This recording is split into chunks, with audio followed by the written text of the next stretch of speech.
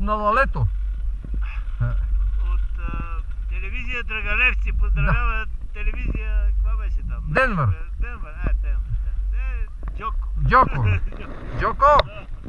Няма да обърнем камерата, да. Намираме се в местността Лале 1. Той не я знае. Да, той не я знае, ти не си канал тук.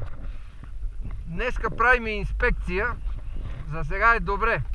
Ще бъдеш информиран с снимков материал и обяснителни бележки.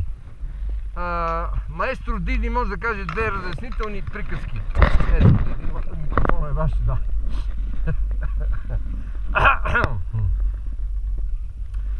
Мълчанието говори категорично.